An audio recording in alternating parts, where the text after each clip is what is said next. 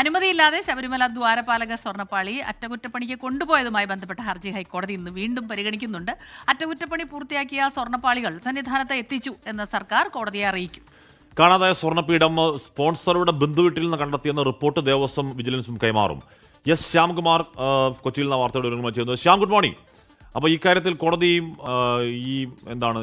ഈ പറഞ്ഞ സ്വർണ്ണപ്പാളി ഈ സ്പോൺസറുടെ കയ്യിൽ ഇരിക്കുന്ന സമയം 4 കിലോ അതിൽ നിന്ന് മിസ്സിംഗ് ആയി. 4 കിലോ മിസ്സിംഗ് ആയത് അത് സ്വർണം, പ്രോബബ്ലി സ്വർണം തന്നെയാണെന്ന് അടക്കമാണ് കോടതിയുടെ ആ ഇടക്കാല ഉത്തരവ്. അതിനിടയിൽ ഈ പീഠം സ്പോൺസറുടെ ബന്ധുവിന്റെ വീട്ടിൽ തന്നെ ഉണ്ടായിരുന്നു എന്ന കോടതി അറിയിക്കുമ്പോൾ കോടതിയിൽ നിന്നും ചില പരാമർശങ്ങൾ ഇന്ന് പ്രതീക്ഷിക്കണം. ശ്യാം,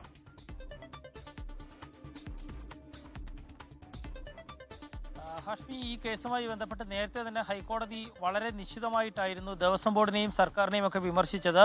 എങ്ങനെയാണ് ഈ ദ്വാരപാലക ശില്പത്തിൻ്റെ പീഠം ഉൾപ്പെടെ എവിടെ നിന്ന് കൊണ്ടുപോയതെന്നുൾപ്പെടെയുള്ള കാര്യങ്ങളും ചോദിച്ചിരുന്നു. ഏതായാലും ആ സമയത്ത് വിശദമായ റിപ്പോർട്ട് നൽകാമെന്നുള്ളതായിരുന്നു ദേവസ്വം ബോർഡ് പറഞ്ഞത്. പക്ഷേ ആ റിപ്പോർട്ടിലും കോടതി ആദ്യഘട്ടത്തിൽ തൃപ്തി രേഖപ്പെടുത്തുകയും ചെയ്തിരുന്നില്ല. ഇതൊക്കെ എങ്ങനെ നടക്കുന്നു എന്ന് പോലും ഒരു ഘട്ടത്തിൽ കോടതി ചോദിക്കുകയും ചെയ്തു. ഏതായാലും കോടതിയുടെ ഈ ചോദ്യങ്ങൾക്കുള്ള ഉത്തരം നൽകുന്നതിനൊപ്പം തന്നെ ഈ ദ്വാരപാലക ശില്പത്തിൻ്റെ പീഠം അതിൻ്റെ സ്പോൺസറുടെ വീട്ടിൽ നിന്നും കണ്ടെത്തിയത് സർക്കാരിനും ദേവസ്വം ബോർഡിനും വലിയ ആശ്വാസമാകും നൽകുക. കാരണം ഇത് കാണാനില്ല എന്നുള്ളത് ഒരു മോഷണത്തിൻ്റെ തരത്തിലേക്ക് കാര്യങ്ങൾ കൊണ്ടെത്തിച്ചിരുന്നു.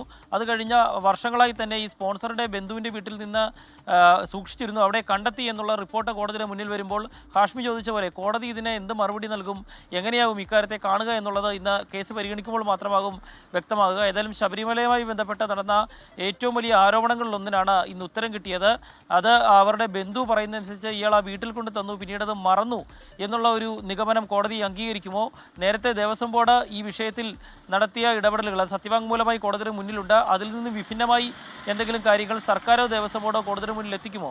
ഇത്തരം കാര്യങ്ങളൊക്കെ ശ്രദ്ധേയമാണ്. ഏതായാലും ഈ കേസ് ഇന്ന് കോടതി പരിഗണിക്കുമ്പോൾ കോടതി ഈ വിഷയത്തെ എങ്ങനെ നോക്കിക്കാണുമെന്നുള്ളത് ഏറ്റവും കൗതുകരമായ കാര്യമാണ്. ഹാഷ്മി, ലോകത്തെവിടെയായാലും ഏത് സമയത്തും 24 വാർത്തകളും ഓഗ്മെന്റഡ് റിയാലിറ്റി പാക്കേജുകളും എക്സ്പ്ലെയിനറുകളും വിശദമായി കാണാൻ ഞങ്ങളുടെ യൂട്യൂബ് ചാനൽ നിങ്ങൾക്ക് സബ്സ്ക്രൈബ് ചെയ്യാം.